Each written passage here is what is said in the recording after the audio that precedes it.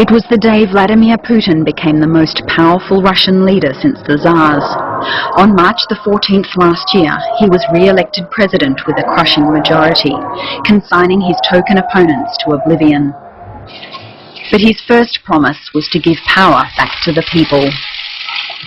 Мы будем укреплять многопартийную систему, будем укреплять гражданское общество, делать все для того, чтобы обеспечить свободу средств массовой информации.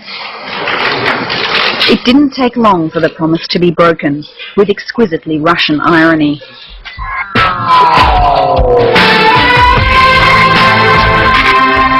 The first casualty of his crackdown on freedom of speech was, in fact, a program called Freedom of Speech.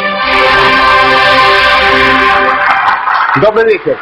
В прямом эфире «Свобода слова». Программа, в которой свободу слова ограничивает время, и я, Савик Шустер. Freedom of Speech, or Svoboda Slova, presented lively debates on controversial subjects to an audience of many millions. It was a programmer's dream, television that was cheap and popular. But in July last year, after complaints from the Kremlin, it was axed. Well, there wasn't an official reason. An official reason was, if you want, was my promotion, because I became Deputy General Director, responsible for documentary films. So basically, it's the usual story in Russia, where you demote by promoting. Алло.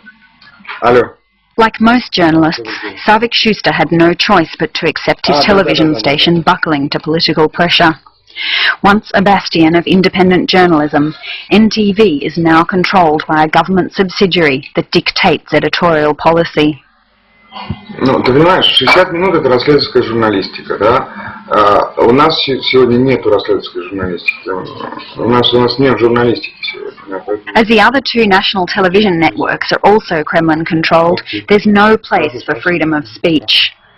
I think that a program like that cannot exist now because it's absolutely uncontrollable from the point of view of the Kremlin. It's impossible to control its life.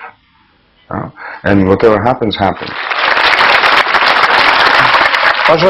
In the early years of Russia's post-Soviet democracy, television experimented with investigative journalism and critical scrutiny of politicians.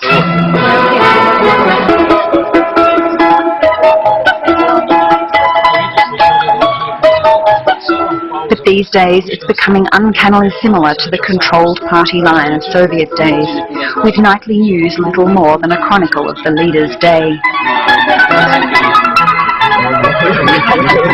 Здесь же президенту показали лучших представителей крупного рогатого скота. На выставке были и лошади, и пони, одного из которых почему-то звали Кадиллак. Был даже выращенный здесь племенной верблюд. У вас только бегемоты. A former KGB spy, Vladimir Putin appears to have settled back comfortably into the mode of Soviet censorship.